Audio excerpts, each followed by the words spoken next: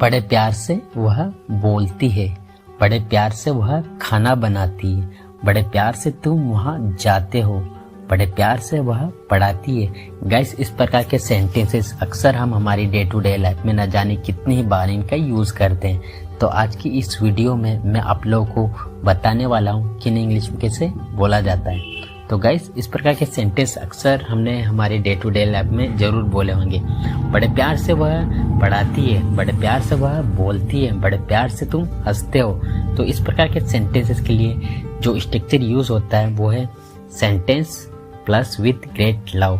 तो गाइस, यहाँ पे सेंटेंस किसी भी टेंस में हो सकता है, तो ये आपके ऊपर डिपेंड करता है कि आप कहना क्या चाहते हो। तो गाइस, यहाँ पे कुछ एग्जांपल्स लेते हैं ताकि इसे और बेहतर तरीके से सीख सके। बड़े प्यार से वह बोलती है, she speak with great love, she speaks with great love. बड़े प्यार से वह खाना बनाती है, she cooks with great love, she cooks with great love. बड़े प्यार से तुम वहाँ जाते हो, you go there with great love, you go there with great love. बड़े प्यार से वह पढ़ाती है, she teachers with great love, she teachers with great love. बड़े प्यार से दीपिका नाचती है, Deepika dances with great love, Deepika dances with great love.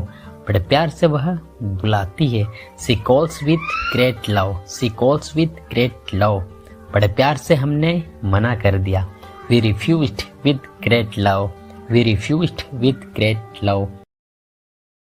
रातों रात मैं अमीर बनना चाहता हूँ, रातों रात वह फेमस हो गया, रातों रात इसका दाम बढ़ गया, रातों रात वह सुपरस्टार बनना चाहता है। गाइस, इस प्रकार के सेंटेंसेस अक्सर हम हमारी डे टू डे लाइफ में न जाने कितनी ही बार इनका यूज़ करते हैं। तो आज की इस वीडियो में मैं आप लोगों को सिखाने वाला हूँ कि इंग्लिश में कैसे बोला जाता है। गाइस, अक्सर आप लोगों ने सुना होगा या अपनी डे टू डे लाइफ में इस प्रकार के सेंटेंसेस बोला होगा, रातों रात वह घर बनवा लिया, रातों रात सोने के दाम बढ़ गए, रातों रात वह इंजीनियर बन गया। तो इस प्रकार के सेंटेंसेस को इंग्लिश में बोलने के लिए जो स्ट्रक्चर का यूज होता है वो है complete sentence plus overnight. Guys, यहाँ ओवरनाइट मीन्स होता है रातों रात। तो चलिए यहाँ पे कुछ एग्जांपल्स लेते हैं ताकि इसे और बेहतर तरीके से सीख सके। रातों रात मैं अमीर बनना चाहता हूँ, I want to become rich overnight, I want to become rich overnight.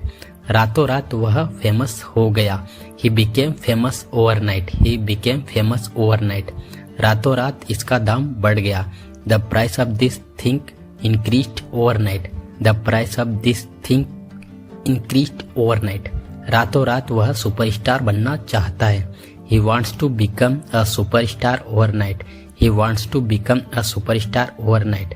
रातों रात कोई महान नहीं बनता, no one becomes great overnight, no one becomes great overnight.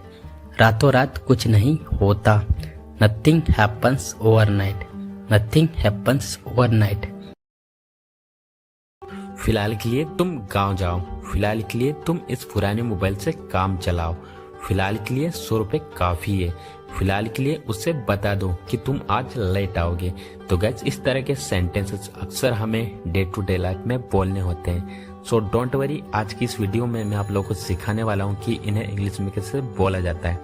तो इसके लिए जिस फ्रेज का यूज किया जाता है वो है फॉर द टाइम बीइंग, जिसका हिंदी मीनिंग होता है फिलहाल के लिए या फिर उतने समय के लिए। हिंदी में दोनों का एक ही मतलब होता है, बस कहने का फर्क होता है, दोनों का एक ही सेंस होता है। तो आइए इसको यूज करने का कंप्लीट रूल जान लेते हैं। तो सबसे पहले बोला जाता है फॉर द टाइम बीइंग, उसके बाद में कंप्लीट सेंटेंस जो कि किसी भी टेंस में हो सकता है, या आपके ऊपर डिपेंड करता है कि आपको बोलना क्या है। तो आइए यहाँ पे कुछ एग्जांपल्स लेते हैं ताकि इसे और बेटर तरीके से सीख सके। फिलहाल के लिए तुम गाँव जाओ, for the time being you go to the village, for the time being you go to the village.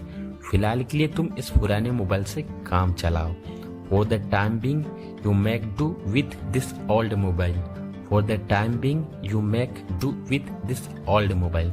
फिलहाल के लिए 100 रुपए काफी है, for the time being 100 rupees are enough, for the time being 100 rupees are enough. फिलहाल के लिए उसे बता दो कि तुम आज लेट आओगे, for the time being tell him that you will come light today, for the time being tell him that you will come light today. फिलहाल के लिए उसे आने दो, For the time being, let him come. For the time being, let him come. फिलहाल के लिए यहाँ रुक जाओ. Stay here for the time being. Stay here for the time being. फिलहाल के लिए हम दुकान बंद कर रहे हैं. We are closing the shop for the time being. We are closing the shop for the time being. अपना नॉलेज अपने पास रखो, अपना सामान अपने पास रखो, अपना मोबाइल अपने पास रखो, अपनी किताबें अपने पास रखो. गाइस, इस प्रकार के सेंटेंसेस अक्सर हमें डेली लाइफ में बोलने होते हैं. आप लोगों ने कई बार इसका यूज़ सुना भी होगा और बोला भी होगा हिंदी में. तो आज की इस वीडियो में मैं आप लोगों को सिखाने वाला हूँ कि इन्हें इंग्लिश में कैसे बोला जाता है. गाइस, आज का जो स्ट्रक्चर है बहुत ही कमाल का है, यूनिक है, जो कि आप इसका यूज़ करके अपनी इंग्लिश स्पीकिंग को और बेहतर बना सकते हो. तो चलिए इसका कंप्लीट स्ट्रक्चर जान लेते हैं. तो इसका स्ट्रक्चर है keep your plus noun plus two your self. तो चलिए यहाँ पे कुछ एग्जाम्पल्स ले लेते हैं ताकि इसे और बेहतर तरीके से सीख सके. अपना नॉलेज अपने पास रखो. Keep your knowledge to yourself. Keep your knowledge to yourself. अपना सामान अपने पास रखो. Keep your luggage to yourself. Keep your luggage to yourself. अपना मोबाइल अपने पास रखो. Keep your mobile to yourself. Keep your mobile to yourself. अपनी किताबें अपने पास रखो. Keep your books to yourself. Keep your books to yourself. अपनी ईमानदारी अपने पास रखो. Keep your honesty to yourself. Keep your honesty to yourself. अपना काम अपने पास रखो. Keep your work to yourself. Keep your work to yourself. Guys, अक्सर हम बोलते हैं ना, अपना काम अपने पास रखो, अपना दिमाग अपने पास रखो. तो इस प्रकार के सेंटेंस के लिए हम कीप योर का यूज करते हैं. अपना घमंड अपने पास रखो. Keep your arrogance to yourself. Keep your arrogance to yourself. तुमने मुझे कुछ बोलने लायक छोड़ा कहाँ है. तुमने मुझे कुछ करने लायक छोड़ा कहाँ है. तुमने मुझे कहीं जाने लायक छोड़ा कहाँ है. तुमने इसे खाने लायक छोड़ा कहाँ है. तो गाइस, इस तरह के सेंटेंसेस जो कि अक्सर हमें हमारी डेली लाइफ में न जाने कितनी ही बार इनका यूज़ करना पड़ जाता है. आई एम श्योर आप लोगों ने भी इस तरह के सेंटेंसेस जो कि अपनी डेली लाइफ में अक्सर बोले होंगे और सुने भी होंगे. तो आज की इस वीडियो में हम लोग सीखेंगे कि इस तरह के सेंटेंस को इंग्लिश में कैसे बोला जाता है. तो इस तरह के सभी सेंटेंसेस को इंग्लिश में बोलने के लिए जिस स्ट्रक्चर का यूज़ किया जाता है वो है, सबसे पहले बोला जाता है you haven't left plus object plus worth plus verb में आईएनजी प्लस अदर वर्ड. अगर है तो आइए आप यहाँ पे कुछ एग्जाम्पल्स लेते हैं ताकि इसे और बेटर तरीके से सीख सके. तुमने मुझे कुछ बोलने लायक छोड़ा कहाँ है. You haven't left me worth speaking anything. You haven't left me worth speaking anything. तुमने मुझे कुछ करने लायक छोड़ा कहाँ है. You haven't left me worth doing anything. You haven't left me worth doing anything. तुमने मुझे कहीं जाने लायक छोड़ा कहाँ है. You haven't left me worth going anywhere. You haven't left me worth going anywhere. तुमने इसे खाने लायक छोड़ा कहाँ है. You haven't left it worth eating. You haven't left it worth eating. तुमने हमारे रिश्ते को आगे बढ़ाने लायक छोड़ा कहाँ है. You haven't left our relation worth going ahead.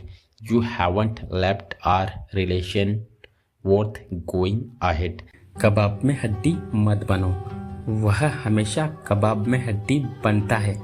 तुम कबाब में हड्डी क्यों बन रहे हो. तुम कबाब में हड्डी बनने की कोशिश मत करो.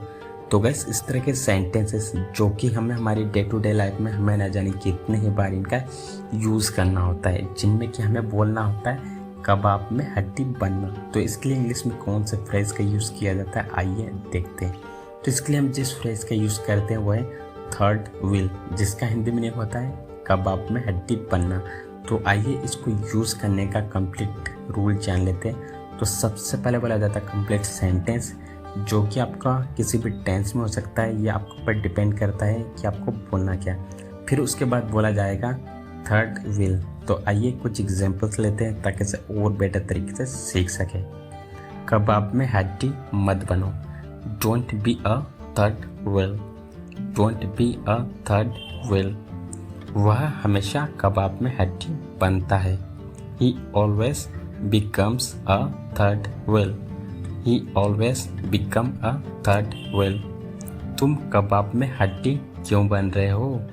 Y are you becoming a third wheel. Why are you becoming a third wheel. तुम कबाब में हड्डी बनने की कोशिश मत करो। You don't try to become a third wheel. You don't try to become a third wheel. वह हमेशा कबाब में हड्डी बनते रहता है। He always keeps becoming a third wheel. He always keeps becoming a third wheel. हमें कबाब में हड्डी नहीं बनना चाहिए। We should not become a third wheel. दोस्ती का मतलब होता है विश्वास। जिंदगी का मतलब होता है संघर्ष। प्यार का मतलब होता है दर्द। तो गाइस इस तरह के सेंटेंसेस जो कि अक्सर हमें हमारी डेली लाइफ में कभी न कभी जरूर बोलने होते हैं, और आप लोगों ने भी इस तरह के सेंटेंसेस अपने डे टू डे लाइफ में कभी न कभी जरूर बोले होंगे और सुने भी होंगे हिंदी में। सो डोंट वरी गाइस, आज की इस वीडियो में हम लोग सीखने वाले हैं कि इस तरह के सभी सेंटेंस को इंग्लिश में कैसे बोला जाता है। तो गाइस इस तरह के सभी सेंटेंसेस को इंग्लिश में बोलने के लिए जिस स्ट्रक्चर का यूज़ किया जाता है वो है, सबसे पहले बोला जाता है सब्जेक्ट, उसके बाद बोला जाता है हेल्पिंग वर्ब, हेल्पिंग वर्ब के बाद बोला जाता है ऑल अबाउट, उसके बाद में नाउन या फिर ऑब्जेक्ट। तो आइए गाइस कुछ एग्जांपल्स लेते हैं ताकि इसे और बेटर तरीके से सीख सके। दोस्ती का मतलब होता है विश्वास। Friendship is all about trust. Friendship is all about trust. जिंदगी का मतलब होता है संघर्ष। Life is all about struggle. Life is all about struggle. प्यार का मतलब होता है दर्द। Love is all about pain. Love is all about pain. ईमानदारी का मतलब होता है respect. Honesty is all about respect. Honesty is all about respect. प्यार तो होना ही था, ये तो होना ही था, वो तो होना ही था, मुझे तो वहाँ जाना ही था। गाइस इस प्रकार के सेंटेंसेस हम अक्सर हमारी डे टू डे लाइफ में न जाने कितनी ही बार इनका यूज़ करते हैं। तो आज की इस वीडियो में मैं आप लोगों को सिखाने जा रहा हूँ कि इन्हें इंग्लिश में कैसे बोला जाता है। गाइस यहाँ पे हम देखते हैं ये तो होना ही था, वो तो होना ही था। यहाँ पे हम हिंदी में एम्फिसाइज करते हैं किसी चीज़ को, बट एक्चुअली जब हम इन्हें इंग्लिश में कन्वर्ट करते हैं तो इसके लिए जो स्ट्रक्चर होता है वो है हैड टू। अगर हम पूरे कंप्लीट स्ट्रक्चर की बात करें तो पहले आता है हमारा सब्जेक्ट, फिर उसके बाद में हैड टू, फिर उसके बाद में वर्ब की फर्स्ट फॉर्म, फिर उसके बाद में अदर वर्ड। तो चलिए गाइस यहाँ पे कुछ एग्जांपल्स लेते हैं ताकि सब बेहतर तरीके से सीख सके। अभी मजा आएगा ना भिड़ो। प्यार तो होना ही था। Love had to happen. Love had to happen. ये तो होना ही था। This had to happen. This had to happen. वो तो होना ही था। That had to happen. That had to happen. मुझे तो वहाँ जाना ही था। I had to go there. I had to go there. उसे तो मरना ही था। He had to die. He had to die. मुझे उसे आमंत्रित करना ही था। I had to invite him. I had to invite him. उसे तो इंग्लिश सीखना ही था। He had to learn English. He had to learn English. उसे तो वहाँ जाना ही था। He had to go there. He had to go there.